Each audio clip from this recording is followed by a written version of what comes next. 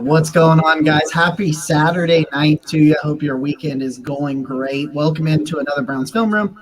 I'm Jacob. With me to my left, your right, Mr. Tyler Johnson. Below us from Dog Pound Daily, Mr. Casey Kinnamon. Gentlemen, how are we doing this Saturday evening? I'm here. That's how I'm doing. I'm exhausted. That's where I'm at. Yeah, I tell you what, we've been working on the deck all day, so I'm right there with you guys. We are brought to you, as always, by our friends over at Homage Apparel. I don't have the homage on today because I've been outside, but Tyler's got you covered. Tropicana Field, actually, when I went to watch a Tampa Bay Rays game in Florida, they had homage there. That's freaking awesome, dude. I love to see it all over the place because I've been noticing it since we started partnering with them. I see people out there in their shirts all the time. I think it's great. Check them out in the description down below. I'll have it in the description down below, but Browns fans do nothing but take care of our own. And right now, Tyler and his wife and her family need everybody's help. And I know it's weird because Tyler's on the screen, but there's a GoFundMe below for some medical expenses for his mother-in-law. So I hope you guys will consider donating to that if you can. If not, just tell other people about it. You can just be like, hey, you have money that you don't need. Give it over here. That's what you do. Just go tell somebody. Punch them in the face. Anyway, we will move on. We're here to talk about the third preseason game, which apparently they don't count the Hall of Fame game, so they're technically 0-1-1. But I think that's stupid, so I'm gonna say we're 1-1-1 because I remember when we were 1-1-1, and that was a lot of fun to say repeatedly. So we're gonna talk about winners and losers from Philly in that preseason game. So we'll start with winners. We'll go to losers here in just a minute. Gentlemen, I want to start because I'm really passionate about the first one. I'm really passionate about it. And that's Momu Diabate. I know I've mispronounced his first name almost every time, but I'm pretty good about Diabate. I'm pretty sure. By the way, I've written his name so many times because he's been so good this preseason that I can spell his name without looking it up.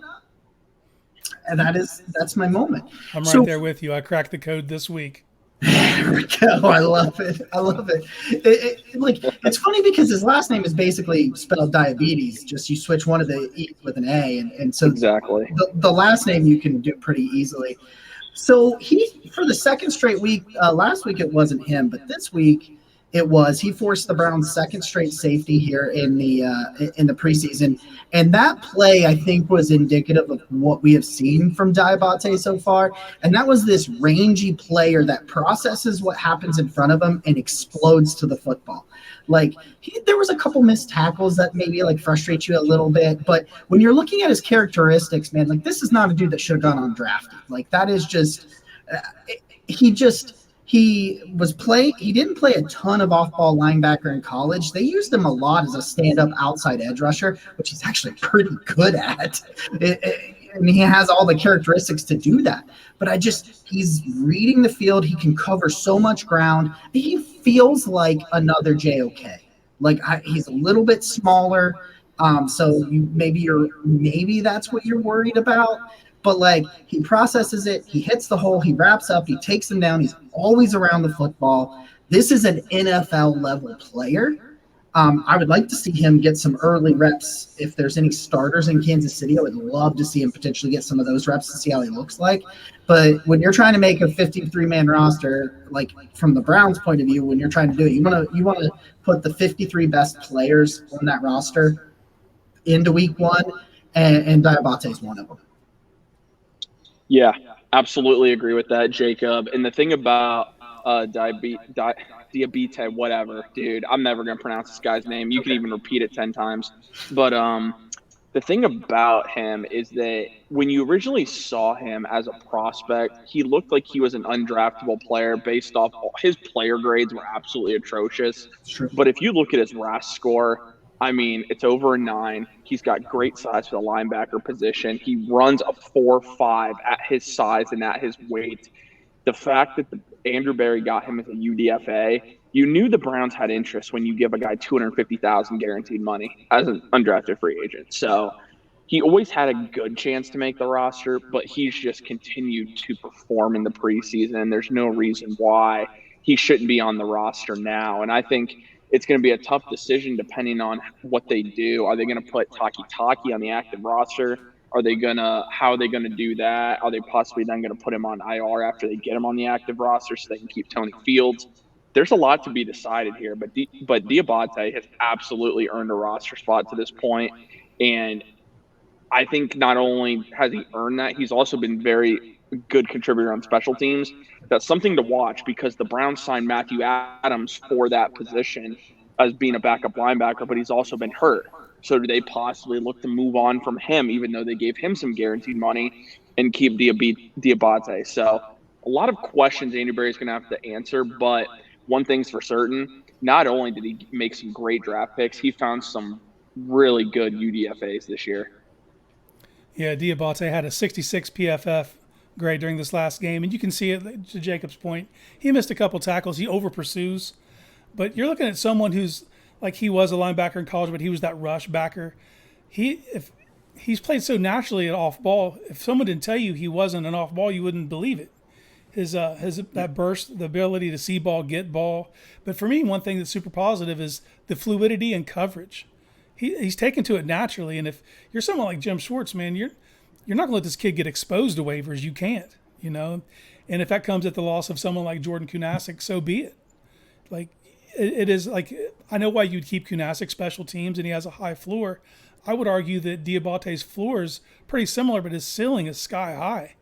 Yeah, Like, this is a guy that easily you could envision in 2 to 3 years being a starter for this team, and I think he needs to get reps with, see some looks against some starters, see how he fares. But I'm super encouraged by his development, considering this is all new to him, and it's it's like learning a new language, and he's having no issues whatsoever.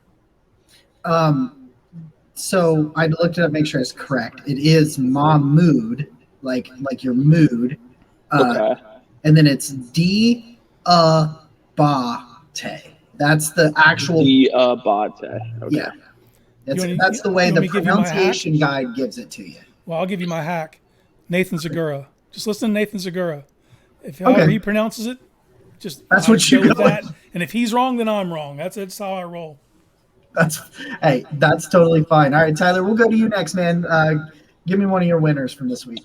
So he's a guy I had as a winner last week and the reason why, you make plays in the preseason, and Ronnie Hickman has continued to do that. He did walk off injured on Friday night, but or maybe it was Thursday night, dude. I'm losing track of my days, man. But either way, he's making plays. And something you have to do if you want to make the roster, especially over a guy like D'Anthony Bell, who the Browns really do like D'Anthony Bell, you have to make plays. And one thing he's done, 3 interceptions this preseason. I know he had 2 last week, 1 this week. He has as many interceptions now in the preseason through 2 games as he did his entire career at Ohio State. He had 3 at Ohio State for 3 years. He has 3 right now for the Browns. He at this point, he has to make the roster. I think he can. The big thing is he going to be solid on special teams. I think he can absolutely handle that role. He did at Ohio State too. So I think that gives him the edge over D'Anthony Bell. Keep in mind he's 4 years younger. That's the other thing. That's the other thing with Hickman. Are you serious? 4 years younger? Yeah. D'Anthony Bell's like 26 years old. Yep. So that's the thing to keep in mind with Ronnie Hickman. And again, just keep making plays. And that's what, if you want to make the roster, you have to make plays in the preseason, especially as a UDFA. But we talked about it last week too. The Browns love Ronnie Hickman. I mean, they nearly drafted the guy 3 times, but Andrew Berry clearly knew something that he wasn't going to be drafted for a reason I don't understand, because I think he's a pretty good player. And now he found another guy, another UDFA on a cheap contract. Ronnie Hickman deserves to make the roster, even if he doesn't have a great performance when they play Kansas City next week. I think he's done enough to where he is firmly ahead of D'Anthony Bell. Yeah, and it might come down to just special teams, period, because that's what kept D'Anthony Bell around. It wasn't to get him on the field to play safety. Not that, for someone like Hickman, did he come out of college too early might be a question. Did he get bad advice? Because he probably would have been drafted. If he'd have stayed another year, he'd probably had a pretty decent chance of being an early day 3 guy. You know what I mean? Barry played it perfectly. Got him as a UDFA. Like Tyler said, man, D'Anthony Bell's 26. So that's a tiebreaker in my mind. You know, if you're choosing between the two, unless you just absolutely need D'Anthony Bell's physicality, because clearly that's what he's bringing to the table. But in my mind, they've had such trouble finding guys who could play that free spot. To pass up on a guy like this would be malpractice, in my opinion. And I think that the way he got 2 of his interceptions, I think, is really important. The very, very first one, well, actually, I think all 3 of them are. I guess we can go over all 3 of them. I wasn't even thinking about the second one. But the first one was just a beautiful example of how you track the football in the air. That first one last week, it looked like he was running down a missed extra point or something, you know, like he was tracking it, or that he was the wide receiver that ball was Jacoby Brissett was trying to throw to. And then that second one was fun because it reminds you of Emerson's pick 6 last year against Jacksonville, where he just kind of mean hugged the guy and just wrestled the ball away. And then the ability to be enough of an athlete that you can go dig out the ball before it hits the ground like he did in that third one. It's like, you talk about making plays, Tyler, in the preseason. I'll take that one step further and show me traits. Show me traits that can lead to even more plays in the regular season. All right, a guy that understands how to track the ball, a guy that is physical enough. He's not as physical as D'Anthony Bell. You're spot on about that. But he's physical enough, he's strong enough, and he's athletic enough that he can make all the plays. Now, keep in mind, Mike Ford got hurt in this game. If for some reason Mike Ford doesn't make this roster, I can see a situation where you go 5 corners, 5 safeties, and you keep them both. So I think watch that, especially now that Hickman has been cleared of the concussion. He is out of concussion protocol, so we will see him, which is huge to me, because that a concussion or an injury like that could be one of those like injury settlement, you know, a one-way ticket to an injury settlement. So seeing that, I think was really big. But yeah, overall, I really like it. I think Ronnie Hickman's continued to make plays. That's what you're supposed to do. And, you know, we can move on. I think, Casey, I think I know where you want to go first, but I'll let you tell me. Can we talk about Austin Watkins? Can we talk about him? Oh, we can always talk about him. I don't know what's going on here, man. Clearly this kid just slipped through the cracks because, you know, when they signed him on July 22nd, I'm thinking, oh, camp body. Yep. Since he put on that helmet, man, he's been routing cats up. That dude he just stays open, you know what I mean? And it's not because of the speed, it's because the nuances. He understands how to just create that enough separation, because he's not a burner. But if you know how to run routes, you don't have to be, man. And all the skills he's displaying, he's been doing it. I had to go back and watch his UAB tape just to make sure, like, when did this happen? Like, was he a late developer? No, he was doing this in college. I don't know. You know, even thinking having his last name with Sammy being his cousin might have got him some extra looks, but clearly it didn't. He did make it to the 49ers practice squad, had to go to Canada to play down the USFL, you know, Birmingham Stallions. Dude, his ability to catch the ball outside of his frame, to stab, you know what I mean? Like, that's an elite trait. And if there's no way, if they keep 7 receivers and he's not on this team, man, it'll make me question the process, because he's out there just balling out week in and week out. I think if they keep 6 and he's not on that roster, I have a question for you. Like, because I think he's number 6, and I think the question is if you keep Jakeem Grant as 7. That's where I am. Mm-hmm. That's the way I'm looking at it. And, you know, we'll get more into it, obviously, as we start a couple of weeks from now. We'll be looking at the final cut now. A little over 2 weeks from now, no, it's right after the 3rd preseason game, isn't it? Mm-hmm. It's that Tuesday. The Tuesday after the last preseason game. 4:00. Like, and the thing about Austin Watkins, he absolutely should make the Browns roster. If he doesn't, he's making a roster somewhere. Yeah. Absolutely making a roster somewhere. He's put up historical preseason stats in 3 games. It's just remarkable to me. And again, kind of like you said, Casey, I wasn't expecting anything from Austin Watkins at all. I remember the name from UAB, and I'm like, okay, I mean, maybe this guy can be something. But not only when he's wearing the number 80, it reminds you a little of Jarvis Landry. He's that shifty type of receiver. He's not going to burn people. But Austin Watkins just catches pretty much everything. Yeah. and is able to make some plays after the catch from time to time. It's exactly what you want. And not only can he be your sixth guy, I have confidence that if he got reps with the ones, I think he could make plays.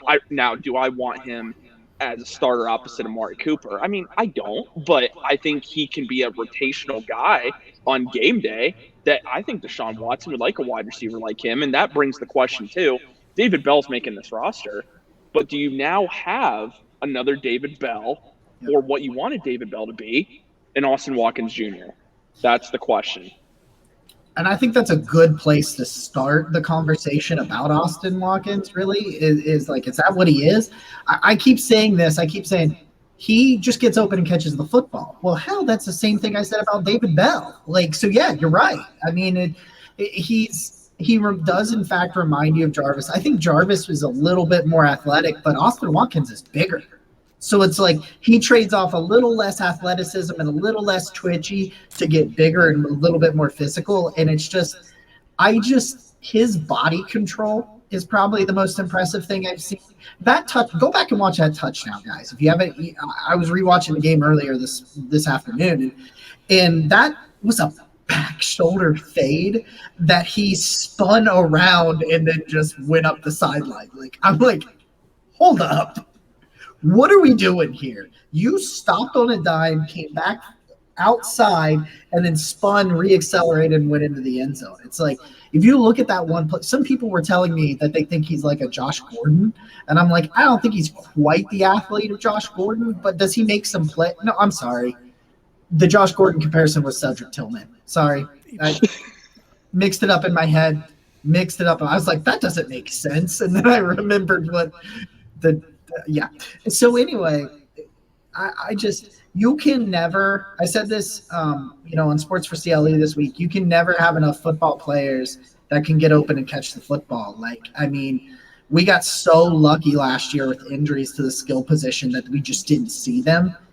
Now, I think you could see Amari miss a little bit of time, and you could just move everybody up a notch, until he comes back, or if Elijah Moore misses time or DPJ or any of that. I think Watkins is like a dude that you still want to bring him along, but if he needs to play 1 or 2 games where he gets 8 or 9 targets, I think it'd be very effective enough, I guess, is probably what I would say. Now, the guy I want to go to next is pretty simple. It's Big Mo Hurst. Actually, all 3 of us, I know for a fact, we're singing Mo Hurst's praise coming into camp.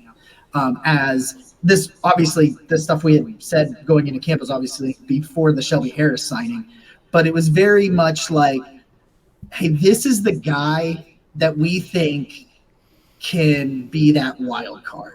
Because there was a viral video of him working out where he's running like 20 plus miles an hour at like 300 pounds on a treadmill. And you're like, no, I don't like that. That's terrifying to see someone of that size being able to move like that. Like, what are we doing here? But he goes out there in that Hall of Fame game, doesn't look great. I was kind of concerned that his legs looked like they were zapped a little bit and maybe injuries had finally taken tolls. No, it turns out dude just needed to get his legs back under him, because last week and this week he comes out there and puts up pretty impressive pass rushing metrics. Let me pull up the number here because I had it and then I clicked down off of it. He was their highest graded defender this week with an 80.6 overall defensive grade, and he had an 80.8 pass rushing grade from PFF. His sack was the definition of relentless. Like, that's what we said about him going into camp. Like, this is why I think he can make the roster. He's a relentless pass rusher. He goes into the guy, and as he's pushing him back, he then swim moves in the middle, not at the beginning of the rep. He swim moves in the middle, kind of overruns it a little bit because Mariota kind of steps up, and he's in there, puts him on the ground. And it's like, we're looking for a reason to get rid of Jordan Elliott. Here's that reason, because now you've got 3 guys ahead of him, and Mo Hurst finally looks like that guy. The only thing that's keeping Jordan Elliott on this roster right now, and it's the unfortunate thing with Maurice Hurst, can you trust him to stay healthy for 10 games, 12 games? Can you? That's the huge question. Talent has never been a question with Hurst. It's can he stay healthy enough to make a contribution? That's what the Browns have to decide. The reason they would go with Elliott on this roster is because as bad as he's been, he has been available pretty much every game of his career, except maybe a couple weeks and 1 week due to COVID, being on the COVID list. So I love Maurice Hurst, and I'm really hoping he makes this roster. That's going to be the deciding factor, though. Do they believe he can stay healthy long enough to really make an impact? Because if they do, and he can somehow play 10, 12 games, good luck for opposing defenses with a rotation of Ika, Hurst, Tomlinson, and Shelby Harris, because you're going to need it. I'm actually thankful he didn't play well in the Hall of Fame game, because had he flashed in that game, maybe they don't get desperate to get Shelby Harris in. It's fair. You know what I mean? So now you're looking at a dude who's like the perfect fourth defensive tackle, pass rush, rotational guy, and he's the perfect guy you can slide in that NASCAR package when it's Miles and Ogbo, and then kick Zadarius in, and him be the other defensive tackle. Like, to me, that's a perfect NASCAR package. So, but as Tyler said, though, it comes down to health with this big dude, man. That's been his one thing, is he's got all the ability but none of the availability. So if he's got to get his body right and keep it right, because in my mind, it's a no-brainer you keep him over Jordan Elliott. If we're talking about talent, it's not even a question. But is Jordan Elliott's perfect attendance enough to keep him on this team? You know, I hope not. Is his number on his thigh pad? 90. Yeah, 90. Look at that. That's funny. I didn't know that. I just saw that. I'm like, oh my God. Yeah, man, that's it. That's all it is. Is he going to be healthy? If he is, if you can tell me he's healthy, I don't think there's any question. Like you guys said, it's just he's got a really nice pass rush, like a really nice set of pass rush moves. He understands how to win as a rusher, and he's fine. He's fine as a run defender. Like, let me look. 61.2 run defense from him this week. That's much better than any defensive tackle they had last year. So he's still good enough. And he's not going to be the run defender. That's Ika, that's Harris, that's Dalvin Tomlinson, those guys on there. Okay. We got a couple of more winners, I believe, before we hit the loser. So, Tyler, what do you got? So, speaking of big men, I'm going to go with the biggest man, and it's Dawand Jones. The reason I'm saying Dawand Jones, you just look at some of the highlights that were posted for him going against Nolan Smith. Nolan Smith did get one pressure on him, didn't get a sack. I mean, Dawand Jones consistently, and I use the term on Twitter, dominate. I still think that's what it was. I mean, sure, Nolan Smith one time actually made DTR step up in the pocket. Other than that, Dawand Jones isn't skipping a beat, guys. I mean, he is out there. Like, this guy's been a veteran, it seems like. I mean, you look at his overall grade was a 76.3, and of course that's not like elite or anything like that, but that's pretty good. Then you look at pass blocking, 78.2, run blocking, 72.6. The biggest question with Dawand Jones has been the run blocking, and he really took a step forward this week. And with Jack Conklin's health issues, and we're seeing it once again in the offseason right now, you have your future right tackle. And someone said, oh, you're crazy because you would already basically replace Conklin after this year. If there's a way to do it, I think, and they believe Dawand Jones is ready, Andrew Berry will explore it, because the post-June 1st cut he has used every single year, and he could very well use it on Ethan Posick or Jack Conklin, depending on how the rookies from Ohio State develop, because one of those is going to be in play, I feel like, for that post-1st June cut. And if Dawand Jones keeps performing, there's no reason why he's not your future at right tackle, because this guy, I want him protecting my franchise quarterback, because in pass protection, there's nobody right now that's getting around him. I know he's not going against TJ Watt. I know he's not going against Micah Parsons and some of these greats, but also look at what he did against Brandon Graham one-on-one. I get Brandon Graham's 35, 36 years old.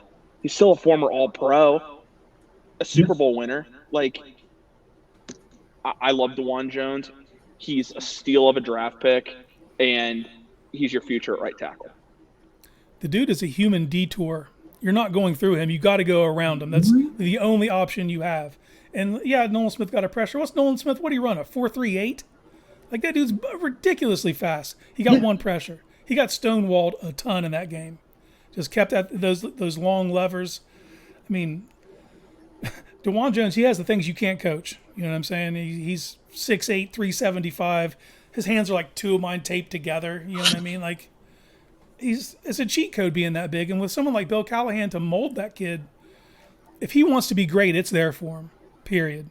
It's up to him if he wants to be great, because everything else is on the table, you know. And I'm just looking forward to see how he develops. And Jack Conklin's health issues, those are real, man. That dude's, it isn't just one kind of injury either. That dude's, he's been, if you've seen a diagram of all of his injuries over his body, it's everywhere. And he's tough, and he's a great player when he's healthy. You can't count him to be healthy. The quicker you get DeJuan Jones up to speed, the better off his team's going to be. Yeah, I'm with it. I can't really add much to it, but I'm with you guys on that.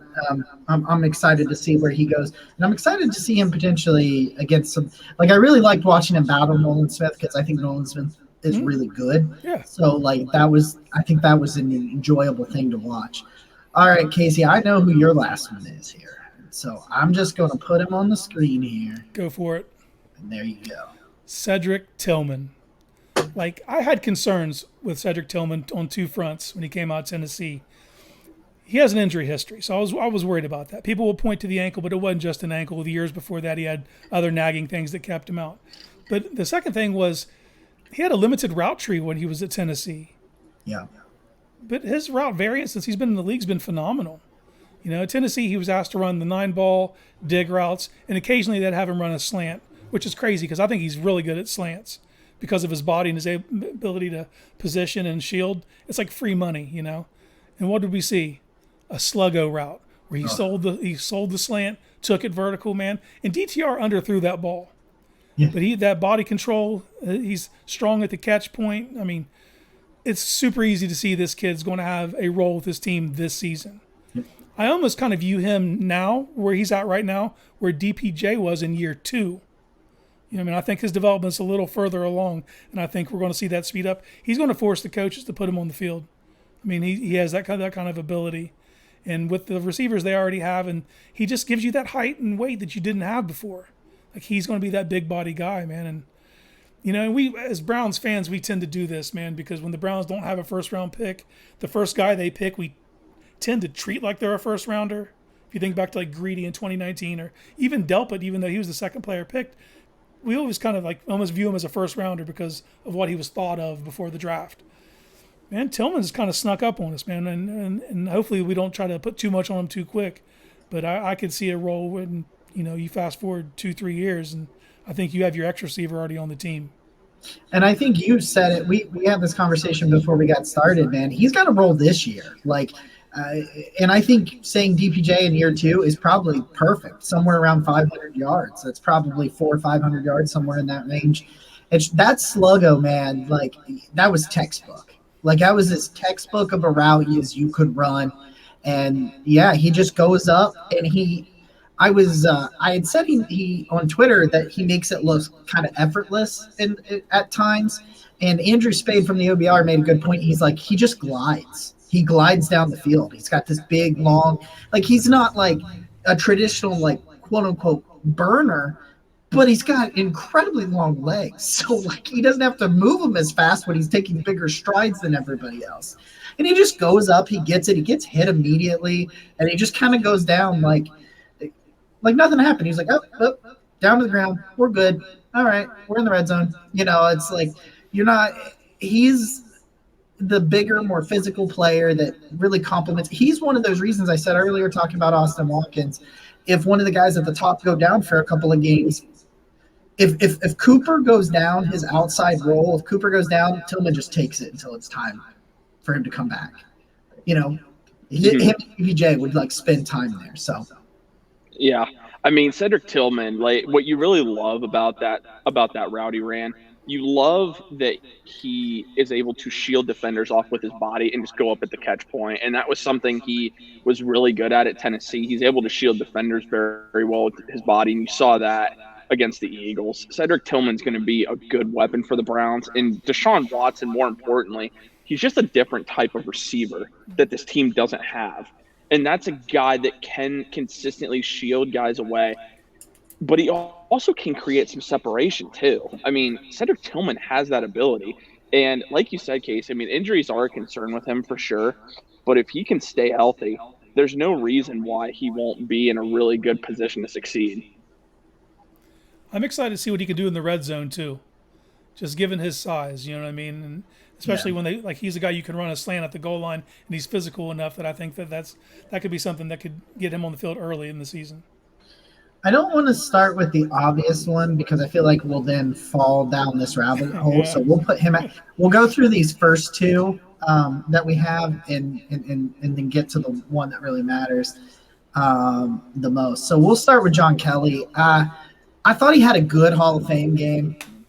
Thought he was pretty good in that game, but I think it's been 2 straight weeks where he just looks like a guy. And like that's who he's been. That's why he's been on the practice squad since 21 and back and forth.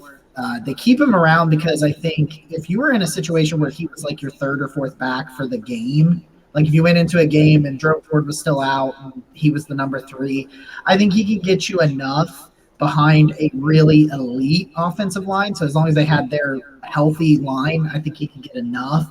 But he doesn't really create. He's not very explosive, and I don't think he really can make people miss in the open field. And I think he processes a little bit slow. I think he's just kind of an average player who just outperformed in the Hall of Fame game before kind of coming crashing back down. And even with the threat of DTR out there at times to throw the ball deep, it's just Kelly just looks like just another dude right now. And the thing about John Kelly, Jacob, and I have nothing against John Kelly. I know it might seem like that sometimes, but I've been trying to tell people that this is a guy. There's a reason he's been on the practice squad 2 years in a row, okay? He's not elite at anything in particular. He's just an average back, and you can get one of those anywhere. Again, it's nothing against the guy, but some people were telling me, like, I'm confident with him being our third running back for this season. Dude, like, why? He doesn't bring any different skill set than Nick Chubb or Jerome Ford, as opposed to Demetric Felton, who can be a type of receiving scat back for your third guy and can make some plays out of the pass game. John Kelly does not do that. He doesn't add anything that really is like, why should we keep this guy? And so I think you're even looking at a scenario. Hassan Hall plays well against Kansas City. We saw a little bit against the Eagles. He did some nice things. Hassan Hall even plays remotely better than John Kelly in the Kansas City game. Hassan Hall might be on the practice squad, and John Kelly might not even be on the practice squad this year. So it's unfortunate because, John Kelly has stepped up for us at times when we need to call him up. He's made some plays, but, he just doesn't provide anything special for a reason of why he needs to be on the roster. Yeah. In my estimation, Kelly is a guy who runs hard and gets what's there, nothing else. He's not going to run nothing over expectation. He'll get what's there, though, and if you're looking for a practice player, and maybe Stump Mitchell has a soft spot for him, and that's what's kept him around this long, It's just a shame that fumble happened when it did, too, because the way that they moved right down the field, like it was beautiful, and to see him in that moment. I do want to point out, though, when he fumbled, did you guys see DTR when he fumbled? Went right up to him in that second, put his arm around him. Like I love to see that out of him, that leadership moment, But yeah, I feel bad for Kelly. He stuck around for a few years. He's a hard-nosed dude, but he doesn't bring anything special. And I'm with 100% with Tyler. If the third running back's on this roster, it's Demetric Felton. Now, there's a chance that someone gets cut from another team and moves happen, you know what I'm saying? But the initial 53, I don't see any way that it's not Demetric Felton. And it might mean that Kelly's time in Cleveland's come to an end, but, all things do. So it is what it is. The next two we've actually talked about on this show the last couple of weeks, but we're going to do it anyway. Let me get my cursor over here so I'm on the right one. Not Cedric Tillman, not Ronnie Hickman, but Jordan Elliott. I could have turned it off and in the background, but I was like, no, whatever. It's fine. We'll get here eventually. Elliott overall finds himself playing again. Only 11 snaps. I will point out that when he's played in all the games, but it has been a low snap count. But like you guys, we talked about this. Tyler was mentioning this before we started recording. Like the fact that he is continuing to play, including the Hall of Fame game, they're continuing to put him out there for like 10 to 15 snaps. He's not safe. I mean, that's what it is. You're putting him out there because he's not safe, especially now that Hurst is playing well and is healthy, at least for the training camp period. As which is all that Hurst can control right now. And you get Shelby Harris, who, by the way, Shelby Harris played 12 snaps, and he did some stuff where I was like, yeah. So we probably should have included him, but he didn't do anything spectacular. But he was like a guy that you were like, okay, that's why you signed him. You signed him this late. He's going to be good. Jordan Elliott gets a 47.2 in this game, 53.1 against the run. And the pass rush, he had 53.5. I have it right. He did not have a pressure. Go figure. All right. In a game that they had a ton of sacks, let's point that out, that you were going up against, they had some starters in, not really many on the offensive line anyway, but it was susceptible to letting up pressures because the other guys were getting them. And Jordan Elliott, again, I hate to do this. He's like John Kelly. He's just a dude. And I get it. You guys are right. He absolutely is always healthy. He is. He's always available. He's always out there. And that is got to be the only thing. That or he has some blackmail on somebody because he stinks. See, the thing about Jordan Elliott, like, he is a guy. That's really all he is. I'll take this a step further. I've seen Tommy Togiai make more plays this preseason than I have Jordan Elliott. And I've told you, I think Togiai is not that good. But I'll tell you right now, the fact that he is like about 3 or 4 years younger than Jordan Elliott and is at least making some type of flash plays, I wouldn't mind keeping him on the practice squad, Togiai. But Jordan Elliott, the only reason this guy even has a chance to make the roster, like we said, is if the Browns don't trust Hurst to stay healthy. Because Jordan Elliott, there's nothing that he brings to the table that is remotely worth keeping at this point. And if you had just anybody, even if you signed a free agent tomorrow that we've never heard of before, even if that guy outperformed Jordan Elliott, I'd be for keeping that guy. I'm just so off of Jordan Elliott at this point. He's yet to show me anything in the 3 years he's been here. So in this preseason too, it does tell you what you need to know. It tells you the Browns are not confident in Jordan Elliott. If they were, why is he playing? They need proof that this guy needs to be kept on the roster. I would even say Jordan Elliott could be cut, and they look at the free agent market once all the cut, because there's going to be 900 players cut at once. Go sign another D tackle. I'm for that over keeping Jordan Elliott. Yeah, you can find one. For me, it always comes down to a question. What is it, would you say, that Jordan Elliott gives this team? What would you say you do here? Availability. That's it. That's it. That's the thing. That's the one thing he does. He provides nothing else of value to this defense that makes it any better. And he's just a body. Now he's a big body, but dude has terrible leverage. He gets pushed around he's not physical enough. He has no pass rush repertoire. He's not giving you anything. I don't see. I can't come up with a reason to keep you. Yeah. So, but he's still here. I'm mystified, to be honest with you. I don't have a role for him. What do I do with you? I'm out. I'm all the way out. I couldn't be any further out. Hey, I told this joke the other day, but I think Casey would appreciate this joke before we get to the last one. Do you know that when 3 people do the deed, that it's called a threesome, right? Right? When 4 people do the deed, it's called a foursome. You know that? Did you know that? That must be why everybody called me handsome. On account of all the masturbation. All right. Don't start your OnlyFans. Don't do it. I just told my wife that's what I was coming up here to do. Anyway, it's the kicker. It's the kicker. We are again talking about the kicker. And I have listened to a few podcasts that I frequent about it. I have not listened to a couple, so I haven't heard everybody's opinion on it that I respect. But particularly the OBR's conversation that they had on their post game immediately after the game, where they had to make This was so funny. If you haven't watched it, you should go check it out. They had to make a rule that they had to go like 15 or 20 minutes before they started talking about the kicker because they knew that that would then probably take the rest of the show. So they're like, not until then can we talk about the kicker. I heard Jake Burns say this. I saw some other people say this. I've said this myself on Twitter now too. He doesn't know where that ball's going after it leaves its foot. Like, he has no idea where it's going. You can see it. And like, he overcorrects on that left one. He pushes one right and then he hooks it left. And it's just like, he didn't miss it by that much when he pushed it right, but he corrected it so much that he went all the way past the son of a gun. Like, you cooked it all the way back. And at this point, am I okay if they keep him for the rest of the preseason? Yes. Let him have Kansas City, because some people are like, does it matter? Like, if you're going to go get a veteran, does a veteran really need to come in and compete with him for the last week of training camp? No, I don't think so. So you let him have Kansas City because he does have immense talent. But if he goes out there in the next week's game, he cannot be kicking on week 1 if we see this again. And honestly, I've checked in with some people, and there is a growing belief among some people in the organization that he will not be kicking week 1. I'll even say this.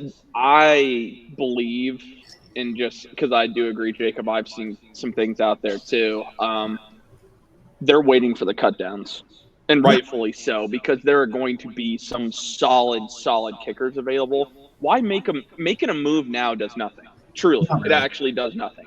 Because what if you sign a guy, this is hypothetical, what if you go out and sign Zane Gonzalez, bring him back, and he kicks against Kansas City? You release Cade York, sign Zane Gonzalez. Zane Gonzalez goes out and misses 2 kicks. Then what do you do? Seriously, makes no sense to move on. But also, man, I'm going to say this.